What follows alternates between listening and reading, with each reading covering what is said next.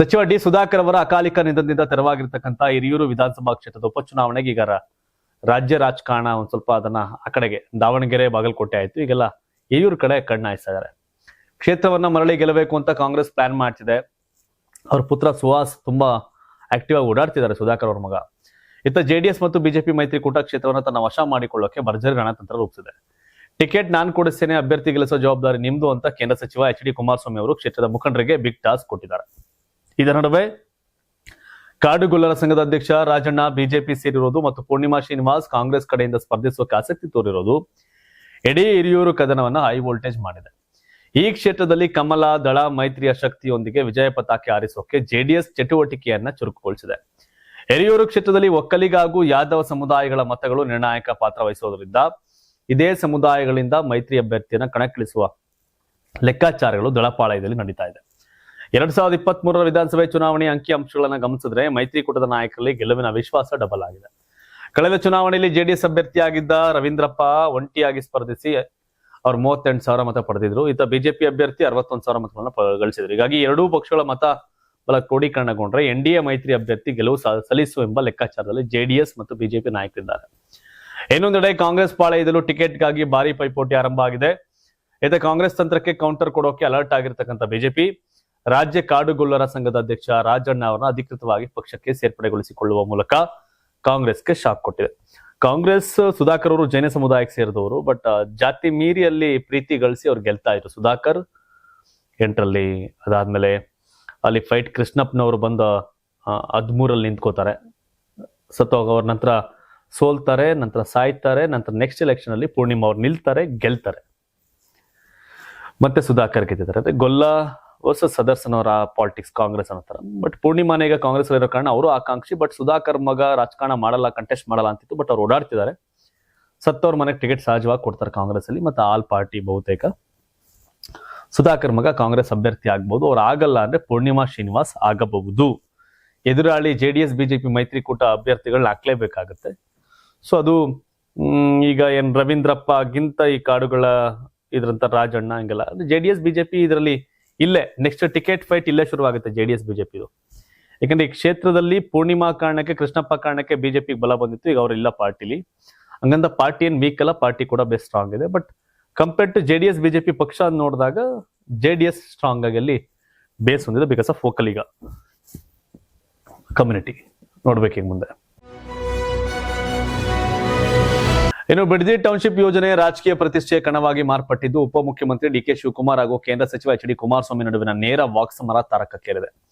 Township ಯೋಜನೆ ಕುರಿತು ಬಹಿರಂಗ ಚರ್ಚೆಗೆ ಬರಬೇಕೆಂಬ ಕುಮಾರಸ್ವಾಮಿ ಅವರ ಪಂಥಾವನವನ್ನ ಸ್ವೀಕರಿಸಿರ್ತಕ್ಕಂಥ ಡಿ.ಕೆ. ಶಿವಕುಮಾರ್ ಜಾಗ ಮತ್ತು ಸಮಯವನ್ನ ಅವರೇ ನಿಗದಿ ಮಾಡಲಿ, ನಾನು ಗೌರವದಿಂದ ಚರ್ಚೆಗೆ ಸಿದ್ಧನಿದ್ದೇನೆ ಅಂತ ಬಹಿರಂಗ ಸವಾಲು ಹಾಕಿದ್ದಾರೆ. ತಮಗೆ ಬಂಡೆ ಎಂದು ಕರೆಯುವ ಕುಮಾರಸ್ವಾಮಿ ವಿರುದ್ಧ ವಾಗ್ದಾಳಿ ನಡೆಸಿದ ಅವರು, ನಾನು ಅವರಿಗಿಂತ ದುರ್ಬಲನಾಗಿರ್ಬೋದು, ಆದ್ರೆ ಬಂಡೆಗಿಂತ ಕಬ್ಬಿಣ ಗಟ್ಟಿಯಲ್ಲವೇ, ಅದರಿಂದಲೇ ಬಂಡೆ ಒಡೆಯುತ್ತದೆ ಅಂತ ತೀಕ್ಷ್ಣವಾಗಿ ತಿರುಗೇಟು ಕೊಟ್ಟಿದ್ದಾರೆ. ಯೋಜನೆಗೆ 80% ರೈತರು ಒಪ್ಪಿಗೆ ನೀಡಿದ್ದಾರೆ ಎಂದು ಸ್ಪಷ್ಟಪಡಿಸಿದ ಡಿ.ಕೆ. ಶಿವಕುಮಾರ್, ಭೂಮಿ ನೀಡಿರುವ ರೈತರಿಗೆ ಜೂನ್ ಮೊದಲ ವಾರದಿಂದಲೇ ಪರಿಹಾರದ ಹಣ ಬಿಡುಗಡೆ ಮಾಡಲಾಗುವುದು ಮತ್ತು 3 ಹಳ್ಳಿಗಳನ್ನ ಸೇರಿಸಿ ಪ್ರತ್ಯೇಕ ಅಂತಿಮ ಅಧಿಸೂಚನೆ ಹೊರಡಿಸಲಾಗುವುದು ಅಂತ ಘೋಷಿಸಿದ್ದಾರೆ.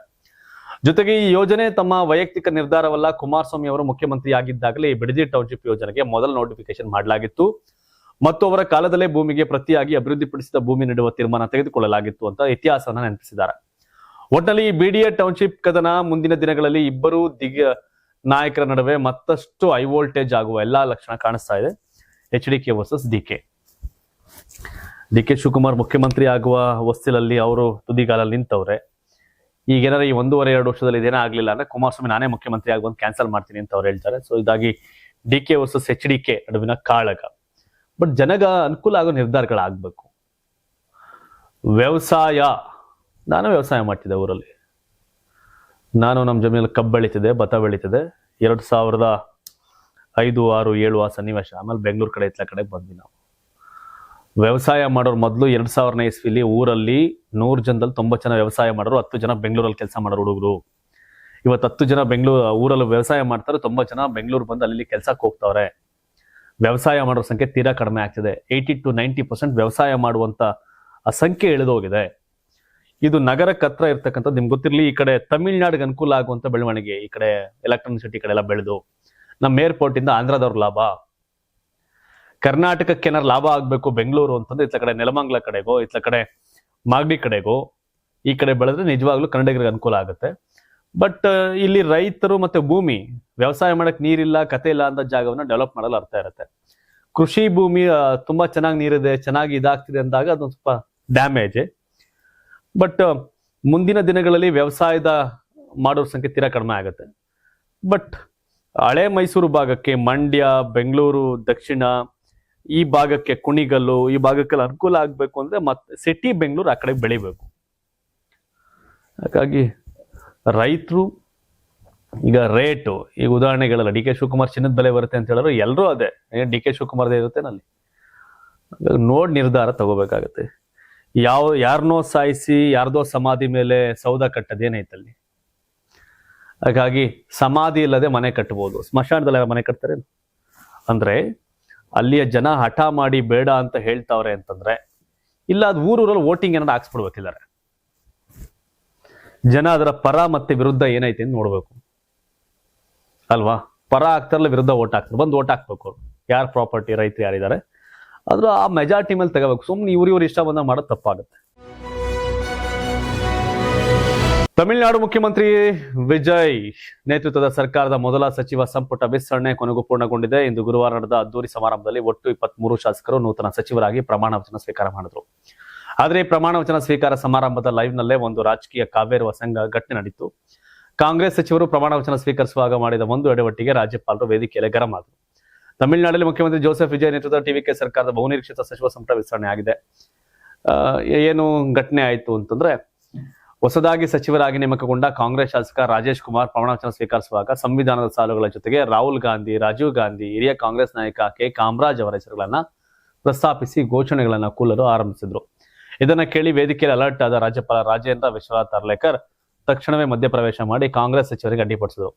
ಕಾಂಗ್ರೆಸ್ ನಾಯಕರನ್ನ ಹೊಗಳುವ ಘೋಷಣೆಗಳನ್ನು ಕೂಗುತ್ತಿದ್ದ ರಾಜೇಶ್ ಕುಮಾರ್ ಅವರ ತಿರುಗಿದ ರಾಜ್ಯಪಾಲರು ಇದು ನಿಮ್ಮ ಪ್ರಮಾಣ ವಚನ ಭಾಗವಲ್ಲ, ಮೊದಲು ನಿಗದಿತ ಪ್ರಮಾಣ ವಚನ ಪೂರ್ಣಗೊಳಿಸಿ ಅಂತ ಖಡಕ್ ಆಗಿ ವೇದಿಕೆಯಲ್ಲಿ ತರಾಟೆಗೆ ತೆಗೆದುಕೊಂಡರು.